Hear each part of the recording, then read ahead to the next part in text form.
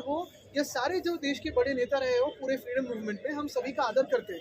लेकिन मेरे सारी दलों से यही मांग है और यही विनती है कि उनको अभी इस राजनीति में ना खींचे, आगे की बात करें। भूतकाल में कितने लोग हैं, भविष्य के लिए कोई झगड़ेगा कि नहीं झगड़ेगा? जो है, जिन्होंने अपने स्वतंत्र के लिए लड़े हैं, आज़ादी के लिए लड़े, उन सभी के सामने हम नमन करते हैं। लेकिन उन्हें राजनीति में ना खींचे। कांग्रेस हो, बीजेपी हो, सारे जो दल हैं, भविष्य के बारे में बात करें, क्योंकि देश को भविष्य के बारे में सोचना जरूरी है। युवा सोच रहे हैं कि हमारे भविष्य के बारे में। आदित्य सर कह रहे हैं, आवाज भी ये कह रहे हैं, मोहम्मद यूनुस जो उसके केयरटेकर प्राइम मिनिस्टर है बांग्लादेश की, उनकी तुलना योगी आदित्यनाथ से कर रहे हैं। कंपैरिजन जो है वो दोनों का आपको सही लगा? नहीं, मैंने अभी आपसे पहली बार सुना है, तो पूरा कॉन्टेक्स्ट सुनना पड़ेगा। लेकिन बांग्लादेश में जो हो रहा है उस पर हमारी जो सरकार है, केंद्र सरकार है, कुछ बात करेगी कि नहीं, बयान देगी कि नहीं? क्योंकि हमने पहले भी पूछा था, मैंने खत भी लिखा था एनईए को कि स्पष्ट करे बात कि हिंदुओं पे अत्याचार हो रहे हैं कि नहीं, और अगर हो रहे हो तो उनके साथ क्रिकेट क्यों खेल, और अगर नहीं हो रहे तो फिर इकोसिस्टम सोशल मीडिया के क्यों घुमा रहे हैं? तो यही बात मैं वापस एक बार दोहराना चाहता हूँ कि बांग्लादेश में हिंदुओं पे अत्याचार हो रहे हैं ये केंद्र सरकार ने बताना जरूरी है।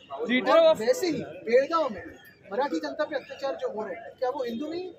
तो केंद्र शासित होना चाहिए। ये कह रहे हैं कि अगर महाविकास आघाड़ी को इतनी तकलीफ थी, कई ऐसे प्रेसिडेंट हैं जिसमें लीडर ऑफ अपोजिशन बन सकते हैं। बिल्कुल तो आप कोशिश करें। बिल्कुल है, और यही हम सोचते हैं, यही हमने कल भी कहा है कि कल तो हमने स्पीकर की इलेक्शन बिन विरोध की है, अनअपोज। वो इसी बात से की क्योंकि उनके पास संख्या है, ईवीएम ने दी हुई संख्या है, चुनाव आयोग ने दी हुई संख्या है। तो हमने प्रथा परंपरा जो है वो आबादित रखी और उसे आगे लेके जाने के लिए एलओपी, डेप्यूटी स्पीकर, ये अगर आप प्रथा देखें तो ऑपोजिशन के पास रहती है, तो वो है। आदित्य सर, महबूबा मुफ्ती ने ये बयान दिया है कि हिंदुत्व एक बीमारी है, उस पर क्या तो कहना मैंने चाहिए? कल भी कहा है, पहले भाजपा से पूछे, क्योंकि भाजपा ने पहले उनसे रिश्ता बनाया था पीडीपी के साथ कश्मीर में। अब आदमी ये कहते हैं कि अगर हमसे इतनी ही दिक्कत थी तो लोकसभा चुनाव के समय क्यों नहीं अलग हो जाने के लिए कहा? देखिए, लोकसभा चुनाव में वो बाहर ही नहीं आए, वो तो घर में बैठे थे ईडी के डर से। उन्होंने साफ कह दिया था कि उनके जो केसेस है यूपी में, डरे हुए थे, तो प्रचार ही नहीं किया, बिना उनके जीते हैं। अगर आपने देखा होगा तो बहुत सारी सीटों पे हमारे उन्होंने बगावत की थी उन्होंने।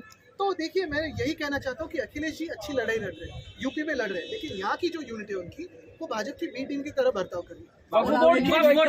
छत्रपती सावरकरांचा फोटो जो कर्नाटकच्या विधानसभेमध्ये लावण्यात आला होता तो काढण्यात आला, अशा प्रकारचं ट्विट केले, काय तुमची? मी पहिल्यापासून हेच सांगितलेलं आहे की स्वातंत्र्यवीर सावरकर आमच्यासाठी एक महत्त्वाची व्यक्तीच नाही, तर संपूर्ण महाराष्ट्रामध्ये त्यांचा मान सन्मान देशभरात आणि जगभरात आहे. हे चुकीचं आहे आणि याचा आम्ही विरोध करू, निश्चितपणे करू. पण ह्याच सोबत मी अजून एक सांगतो, मग स्वातंत्र्यवीर सावरकर असतील, मग नेहरू असतील, सगळेच असतील, ही सगळे जे महान लोक आहेत त्यांनी आपल्या आझादीसाठी, आपल्या स्वातंत्र्यासाठी, आपल्या देशासाठी जे काही बलिदान द्यायचं होतं ते दिलेलं आहे. आता राजकीय पक्षांनी यांना आत्ताच्या राजकारणात न खेचता सगळ्यांसमोर आपण नतमस्तक होतो, सगळ्यांचा आदर करतो, पण आता भविष्याबद्दल आपण बोलायला पाहिजे. आपण सगळे भूतकाळच लढत राहिलो तर आपल्या भविष्यासाठी कोण लढणार? आदित्य सर, आपल्या नोकऱ्यांसाठी कोण लढणार? आपल्या हक्कांसाठी कोण लढणार? आपल्याकडे जे उद्योगधंदे आपल्या देशात यायला पाहिजे त्याच्यासाठी कोण लढणार? आपल्याला हे सगळे राजकीय पक्ष भूतकाळच लढत आहे, इतिहासातच व्यस्त ठेवले आहे. इतिहास आपण कधी घडवणार? आपला तरुण वर्ग कधी घडवणार? आता त्याच्याकडे लक्ष देणं गरजेचं आहे.